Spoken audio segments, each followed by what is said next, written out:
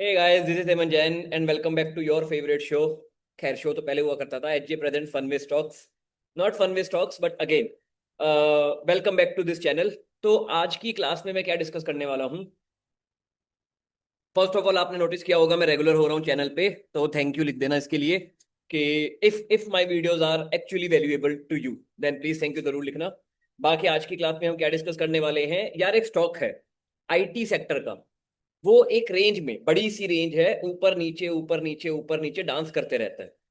मतलब इस स्ट्रेटेजी को आप प्यार से बोल सकते हो एनी स्टॉक कैन डांस, ऊपर नीचे वो डांस करता है। तो अब वो आपकी चॉइस है कि आपको नीचे खरीदना है या ऊपर। मेरा एक ही एम रहता है यार कि ग्रेट कंपनीज को, ग्रेट बिजनेसेस को डर्ट चीप प्राइसेस पे एक्वायर करो and make money for the rest of your life. तो आज की क्लास में हम क्या डिस्कस करने वाले हैं, आज की क्लास में हम किस स्टॉक पे डिस्कस करने वाले हैं। उस स्टॉक का नाम है L T M, full form L T I Mindtree. मैं बस आपको स्क्रीन शेयर करके एक सिंपल सा पैटर्न दिखाऊंगा। या तो मेरी स्क्रीन आप सभी को दिख रही होगी।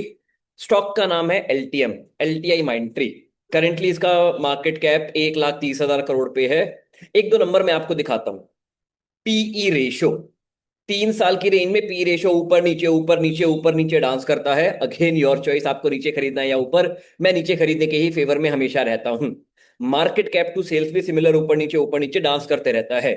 Big money is made at the time of crisis. सुना होगा आपने, नहीं सुना होगा तो मैं बता रहा हूं कि बड़ा पैसा क्राइसिस के टाइम पे जब आप ऐसी कंपनीज में इन्वेस्ट करते हो तो आपका बड़ा पैसा बनता है। स्टॉक प्राइस ऊपर नीचे डांस कर रहा है।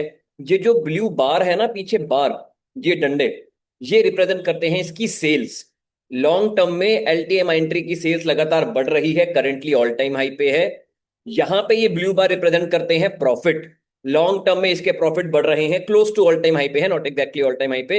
ये पहले के कोई नंबर है अर्निंग पर शेयर, उसके बाद शेयर स्प्लिट वगैरह कुछ हुआ होगा, वट। तो अभी fundamentally company is at a great position. अगर मैं प्रॉफिट एंड सेल्स ईयरली की बात करूं तो मेरे co dot all time high पे दिख रहे हैं। Profit dot all time high पे, sales dot all time high पे, एंड कंपनी लगातार अपने फिक्स्ड एसेट्स को भी बढ़ा रही है।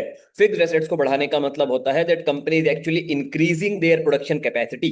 अब अगर कंपनी अपनी प्रोडक्शन कैपेसिटी बढ़ाएगी तो इधर थ्रू सर्विसेज और प्रोडक्ट वट एवर, प्रोडक्शन बढ़ेगी, बिकेगा माल एंड इनके पास पैसा आएगा।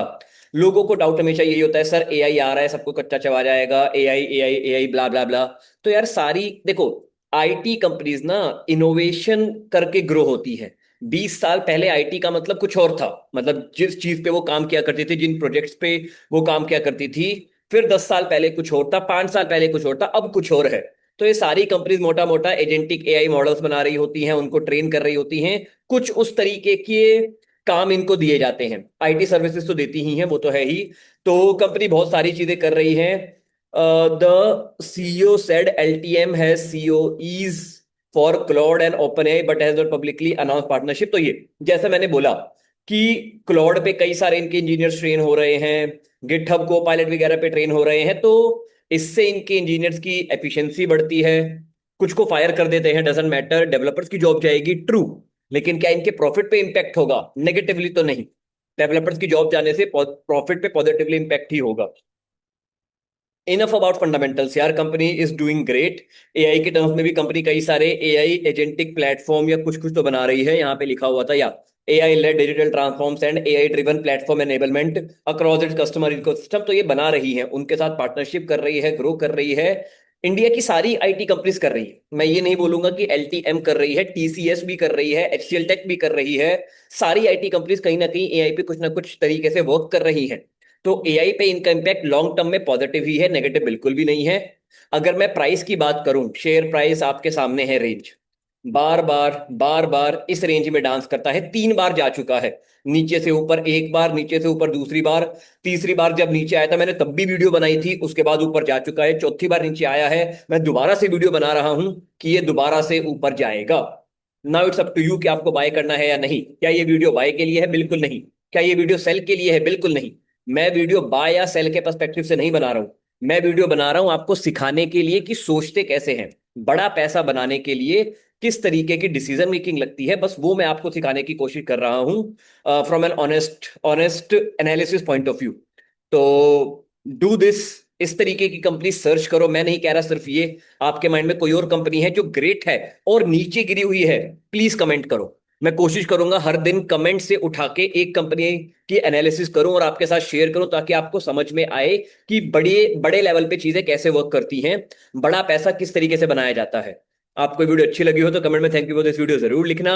एंड लाइक करना मत भूलना यार, obviously that is given. And जो भी स्टॉक आपको पसंद हो, ग्रेट हो और बॉटम पे होने चाहिए। कोई भी स्टॉक ऑल टाइम हाई पे होगा मैं उसको अपने एनालिसिस में कंसीडर नहीं करूंगा। जो स्टॉक नीचे गिरे हुए रेटों पे होंगे उन्हीं पे मैं स्टडी करूंगा, वीडियो बनाऊंगा, and I will let you know. तो do comment your stock name जिसके एनालिसिस आपको करानी हो।